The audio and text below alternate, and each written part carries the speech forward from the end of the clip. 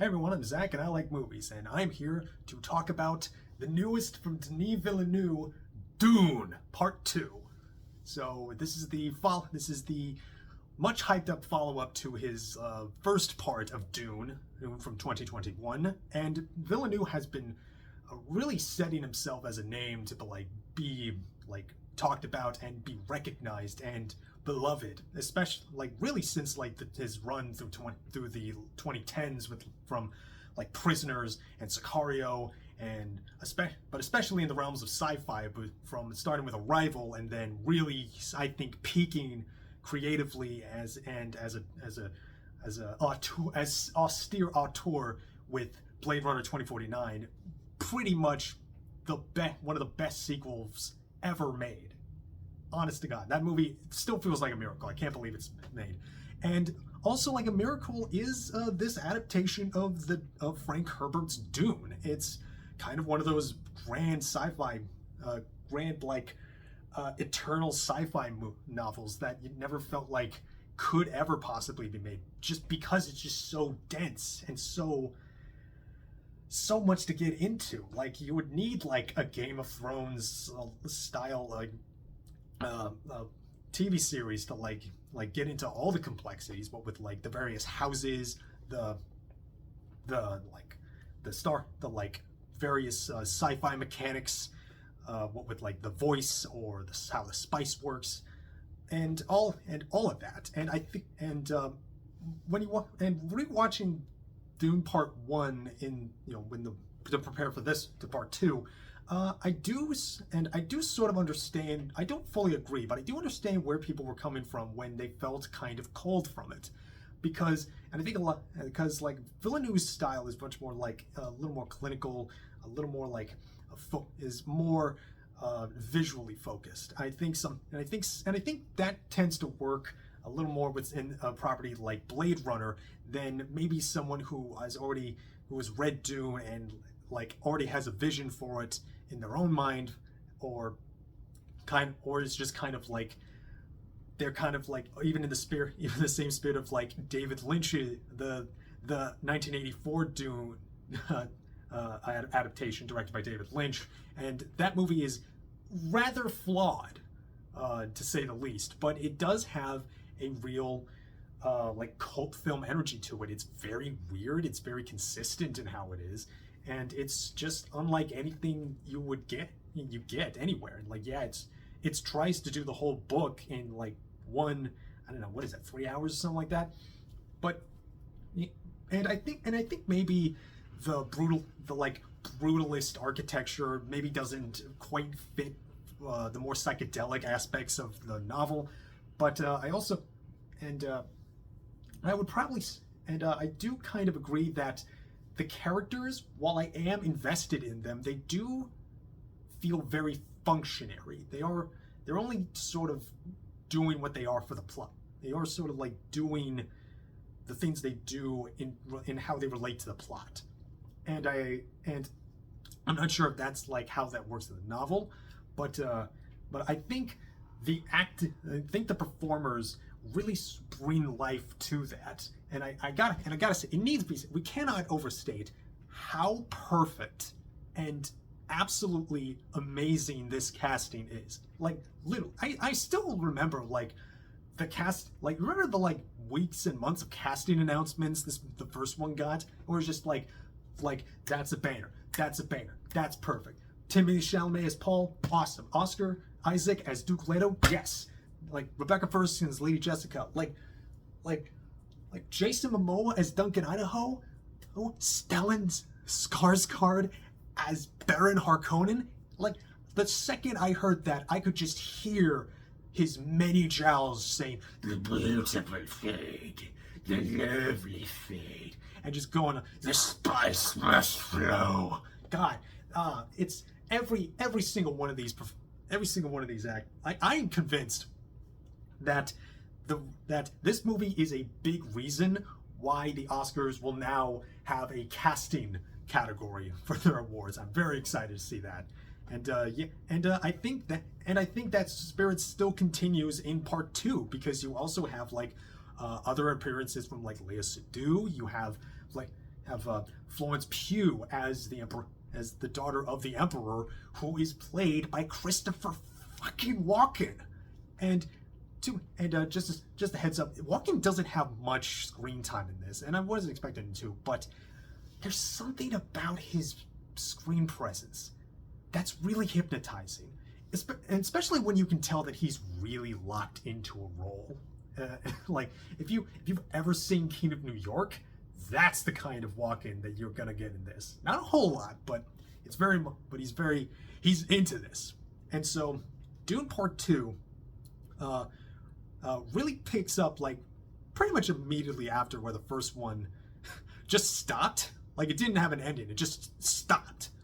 It is Part 2, and it does expect you to have seen it. There's no like previously on Dune, it's very, and we see Paul and Lady Jessica have been welcomed into the Fremen. Essentially welcomed in with the Fremen, and they're being vouched for by Stilgard, who's played magnificently by Javier Bardem. He was one of my favorites performances from the first one, and I think the way that we see more of Stilgard, he becomes a little more relatable because on first impression when he like talks with Duke Leto, you get the impression that he's a very war-weary like spiritual leader, but here there are times where he kind of comes off like a standard Muslim uncle. He's much more spiritually minded than first impression must have laid, and like part of like his presence is so welcome here. And there's also Chani, played by Zendaya, who Paul falls in love with. He has dreams for, and then he meets her, and then they like have a connection, and they start falling in love. But at that same time, there's all the Harkonnens are still at it. They're trying to like keep the production of Spaihts going when like Paul and the rest of the Fremen are like blowing up all their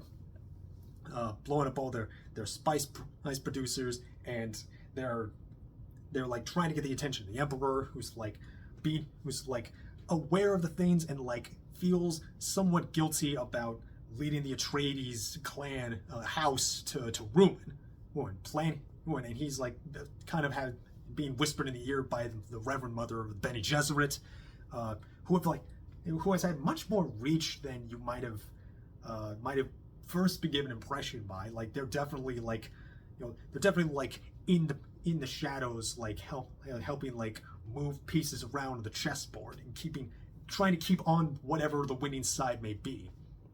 And the way things develop between all the various moving pieces, it's so thrilling to watch. This is really the kind of movie and the movie-going experience that you see and you just have to tell. You have to like stand on a mount and like preach to the heavens to anyone who will listen. Like, I have seen Dune. I have seen The Light of Islam. I know I am fully Dune-pilled now. I have to read this book, and it's just so massive. It's a huge, sweeping epic. This is more than an epic. This thing is biblical. I really felt watching Paul like question whether or not he may be this chosen one, that he may be what's called the Kwisatz Haderach, or how the Lisan Agaib, and the way he like questions it and doubts it, and he doesn't want an outworlder to come in and free the Fremen. He agrees with Chani that Fremen should be liberated by Fremen because it's their home world. And there is a bit of that sort of white savior angle that like rubs people the wrong way a lot of the times. But I feel like here there is such like a spiritual awakening. It sort of feels more transcendent from that, and also the way that like Chani responds to this. And I know that I am told that Chani is a little bit different in here than she is in the book. But to say that, what was I? Yeah, but it's more like a other piece of functionary adaptation where like because of this also kind of doesn't really stop. It doesn't really conclude, but it definitely like finishes the book, like the bulk of the book, but then also like sequel baiting into Dune Messiah, which Denis clearly wants to do. Like he clearly wanted to do like the big, like about as much of Dune as you can in this scale, in this format. And like to adapt Dune, you have to kind of like one, you have to prove that you can do it. And in order to fully adapt Dune, you have to do like a big 4.5 hour epic. And no one was gonna do that. No one was gonna like allow anybody do that. Like they were still like theaters were worried that they were kind of unsure if they were going to put the 3-hour Avengers Endgame out in one theater, like or God forbid all of the Snyder Justice League if that fully came out the way they planned. But you know, you split it in two, and then you do it all, and the way that it resolves, it does feel like you really should just give Denis Messiah, because he not only clearly wants it, but he can clearly deliver on it. And man, does this movie deliver? You really do get swept up in it. And I feel like from like the visuals with like they're still continuing these like great visual effects, and Greig Fraser, who I think is like really becoming a real name for cinematography. Like I'm calling my shot. Calling the shot. He will be the new Roger Deakins. That will be his legacy. You know, the Deke is passing his torch, and Fraser's taking it up, because my God, this movie's gorgeous. It's so beautiful, and I feel so disappointed to like have to leave the world of Arrakis and leave this world and just go out into the real ordinary one. This like I don't want to be in my room. I want to be on the sands riding the worms. And oh man. And even when we're like even the brief times we do get off of the deserts of Arrakis, we still get a lot, and it does sort of shift like the different color palettes. We get like some incredible visuals still. Like there's a scene on Giedi Prime, the homeworld of the Harkonnens, where we finally meet Austin Butler as Fade Ratha. And oh my God, like look, I love Stain, and his Speedo is iconic as hell, but that guy is Fade Ratha. Like this guy is vicious. He is a sociopath. He is everything that the Harkonnens are, which is pure evil. Like there are like various like ways you can read some of the houses, but like nah, the Harkonnens, they're just evil. And like the way that they're visualized in this immaculate black and white scene, like I could just tell that this is Denis screaming, "Hey, I love Dark City," because everyone on Giedi Prime is this bald, like ink white person with like no hair. They're like wear these like black leather suits, and and everything just looks so otherworldly and weird. Like it doesn't, like color just doesn't work the same way, and they all just kind of look like that. And like they have fireworks that shoot up, and they just look like black lava. It's incredible.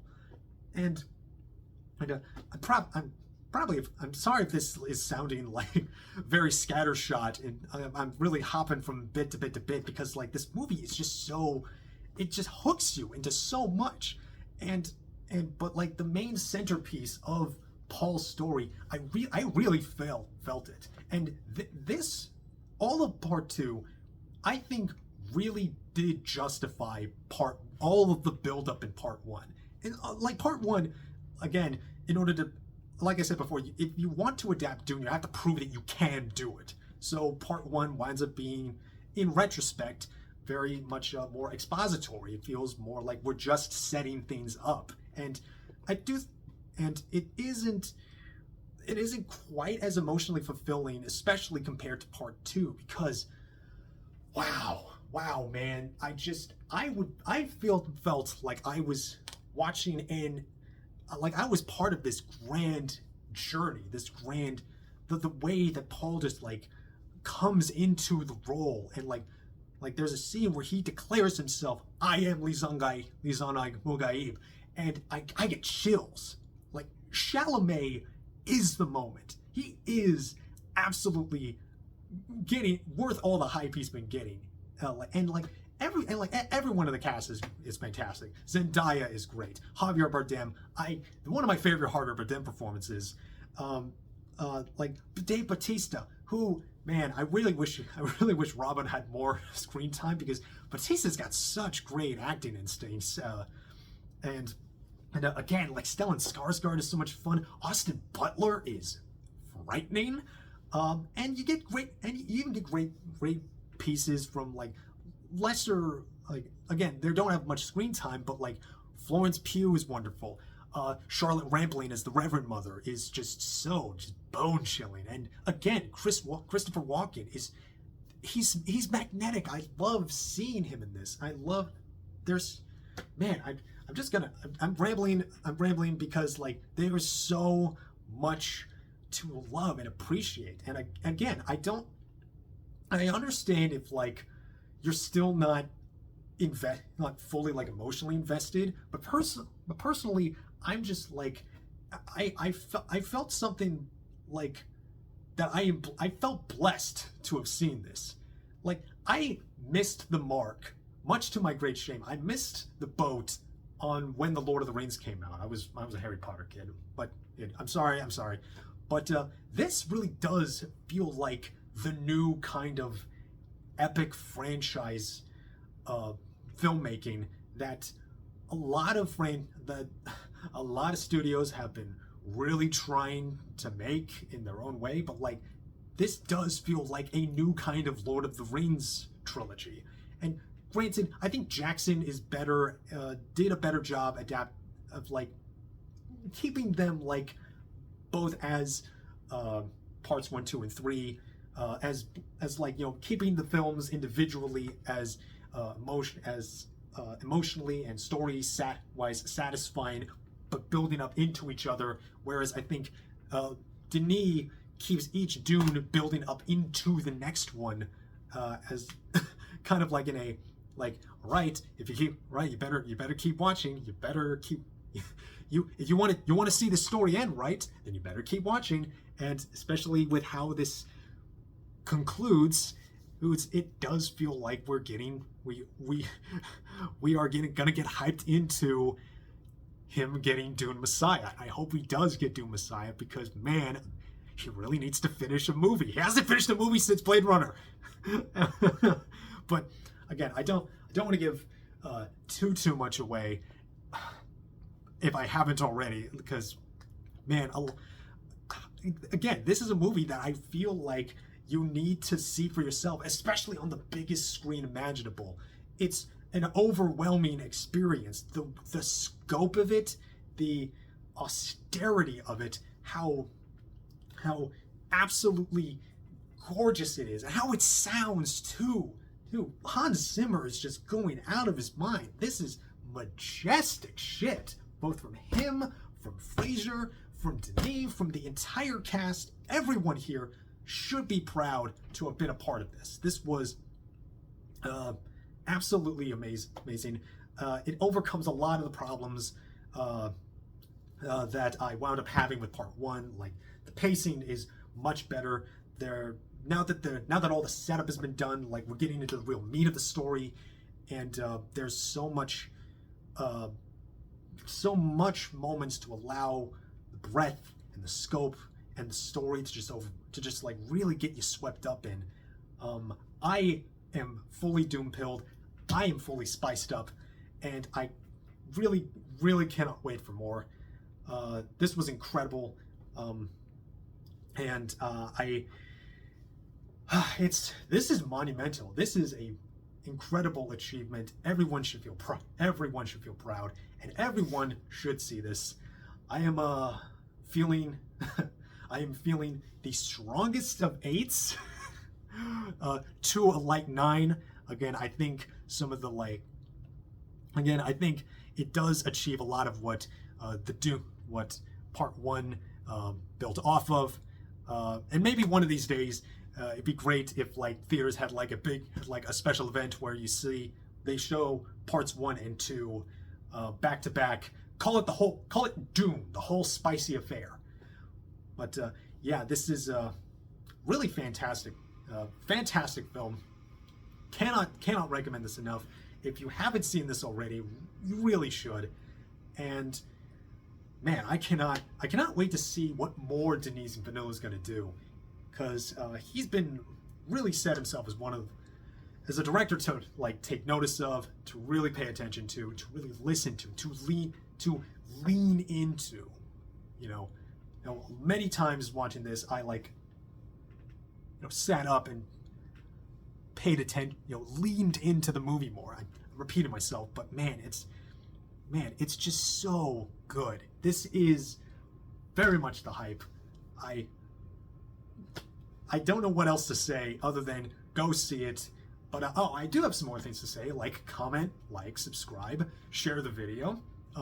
What did you think of part 2? Are you also excited for Messiah? Do you also plan to read the book? Now I have to read the book. man, I can't. And I doubt. Although I doubt, as much as I am excited for Messiah, I doubt Denis is gonna do Children of Dune, because that's when things get super weird.